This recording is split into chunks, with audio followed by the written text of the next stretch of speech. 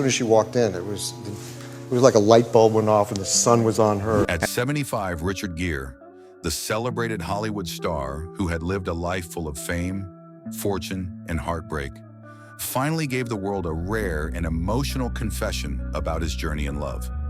After decades of public romances and high-profile relationships, the iconic actor admitted that the one thing that truly failed him wasn't the women he loved, but his own unprepared heart.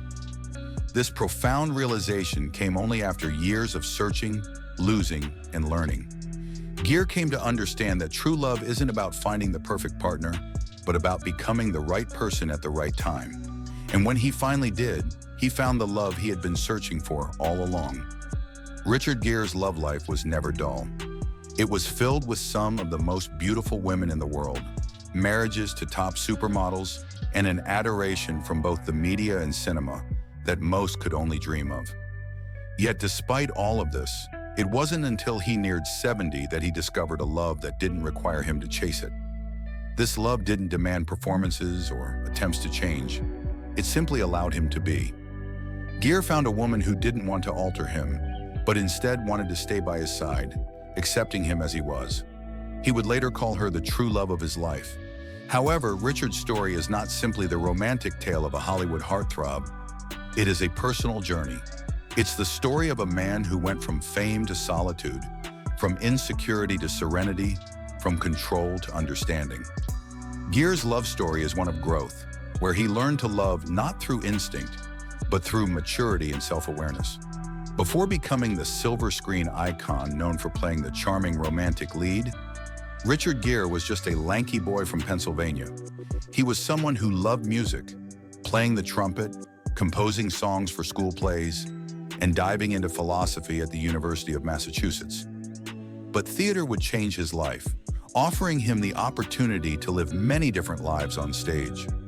From a young age, Richard became accustomed to playing the charming man, a role that was as much a part of his life off-screen as it was on. With his striking looks and quiet, enigmatic personality, women were often drawn to Richard.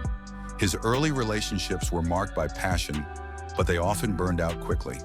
Whether it was the fiery model Carol Mallory, who once referred to him as a jewel shooting across the sky, or his relationship with the trailblazing studio head Dawn Steele and his co-star Penelope Milford. Love for Gere during these years was more about self-discovery than lasting connection. One of the most significant relationships of his early life was with Sylvia Martins, who introduced him to Buddhism, meditation, and the beauty of Nepal. This connection would play a key role in Richard's later life and personal development. Despite his success in both his career and romantic life, Richard Gere remained emotionally unanchored in his youth. His career soared with films like Looking for Mr. Goodbar, Days of Heaven, and American Gigolo, but the fast-paced, high-energy lifestyle of Hollywood parties, paparazzi, and hotel rooms only served to deepen his sense of emptiness. He was constantly searching for something, yet never finding it. Then in 1988, at a barbecue hosted by the renowned photographer Herb Ritts, Richard met the 22-year-old supermodel Cindy Crawford. She had just graced the covers of every major fashion magazine, and their worlds could not have been more different. Richard was Hollywood's sophisticated, calm star, while Cindy was the vibrant, fresh face of American beauty. Their romance was swift and deep, and soon they became one of the most iconic couples of the early 90s. Their public appearances, jet-setting between New York and Hollywood, made them the envy of many, but despite the glamour and the chemistry between them, they found that they moved at different paces.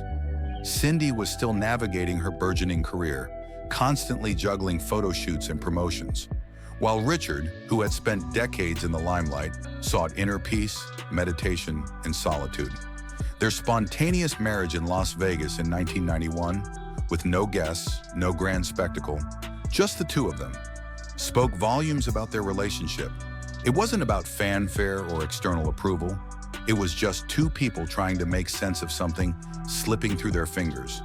But as Richard continued to embrace a quieter, more introspective lifestyle, Cindy struggled with her own identity, unsure of how to balance her personal self with her public persona.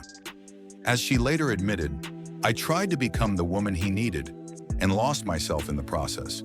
The marriage, despite its moments of genuine love, couldn't withstand the growing emotional distance.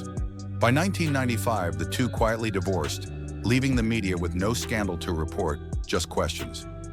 Richard would later explain, "I loved a woman who didn't yet know who she was, and I thought love could fix that. But that was unfair. No one was wrong. We just met at the wrong time." After his divorce from Cindy, Richard withdrew from the spotlight. No more tabloid relationships with young supermodels.